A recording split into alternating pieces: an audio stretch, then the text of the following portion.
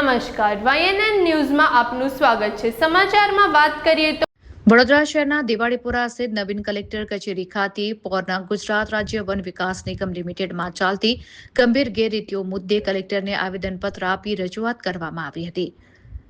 પોર સ્થિત વન વિકાસ નિગમની કચેરીમાં લાંબા સમયથી હાજરીપત્રકમાં ગંભીર ચેડા કરી કથિત ભ્રષ્ટાચાર આચરવામાં આવી રહ્યો છે। રેકોર્ડ પર ખોટી હાજરી પૂરવી, ગેરહાજર કર્મચારીઓની હાજર દર્શાવી સરકારી નાણાંનો દુરુપયોગ કરવા જેવા ગંભીર આક્ષેપો અરજીમાં કરવામાં આવ્યા છે। સૌથી ચોંકાવનારી બાબત એ છે કે આ અંગે અગાઉ મેનેજિંગ ડિરેક્ટર અને વડોદરા કચેરીના ઉચ્ચ અધિકારીઓને વારંવાર લેખિત રજૂઆતો કરવા છતાં આજ દિન સુધી કોઈ જ કાર્યવાહી કરવામાં આવી નથી। અરજદારે આક્ષેપ કર્યો છે કે તંત્રની આ નિષ્ક્રિયતા પાછળ ઉચ્ચ અધિકારીઓ દ્વારા નીચલા સ્તરના જવાબદારોને બચાવવાનો પ્રયાસ કરાતો હોય તેવી ગંભીર શંકા ઉપજી રહી છે। વારંવારની રજૂઆતો છતાં તપાસ ન થતા આખરે અરજદારે કલેક્ટર કચેરીના દ્વાર ખખડાવી આ સમગ્ર કૌભાંડની કોઈ સ્વતંત્ર અને નિષ્પક્ષ એજન્સી દ્વારા તપાસ કરાવી દોષિતો સામે કડક પગલાં ભરવાની માંગ કરી છે।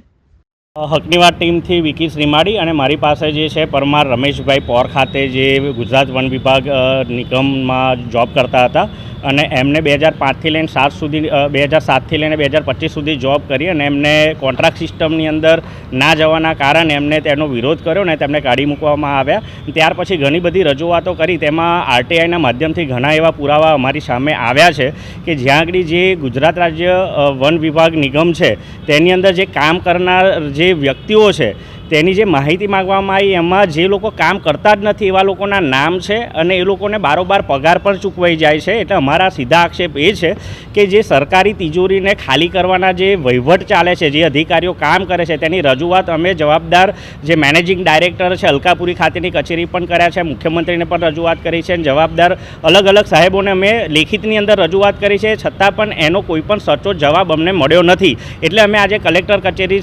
સાહેબશ્રીને અહીંયા આજે એક લેખિતની અંદર અરજી આપવા આવ્યા છે કે તમામ જે અરજીઓ છે, જે અધિકારીઓ છે તેની ચકાસણી કરવામાં આવે અને ઊંડાણપૂર્વક જો તપાસણી થશે તો ચોક્કસથી સરકારી તિજોરીને ખાલી કરનારા જે અધિકારીઓ છે તે બહાર આવશે અને અમને આશા છે કે ભાઈ ન્યાયતંત્રનું કામ કરશે, પણ જે અધિકારીઓ જ ઉચ્ચ અધિકારીઓ જે નાના અધિકારીઓને બચાવવાની કામગીરી કરતા હોય એમને લાગે છે કેમ કે જો કોઈ અરજીનું જવાબ નથી મળ્યો એને અમારે સમજવું શું। માટે અમારા સીધા આક્ષેપ છે કે અમારે સચોટ કામગીરી કરીને જો તપાસ કરવામાં આવે તો સરકારી તિજોરી જે ખાલી કરનાર વ્યક્તિઓ છે, જે અધિકારીઓ છે તેમને ભાન આવે ને એમને કડકમાં કડક સજા થાય એવી અમારી માંગણી છે।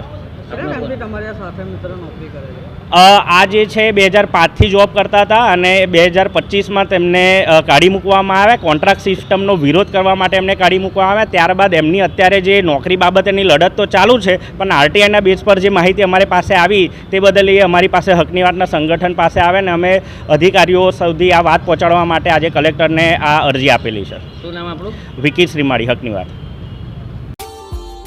Subscribe now and press the bell icon. Never miss an update.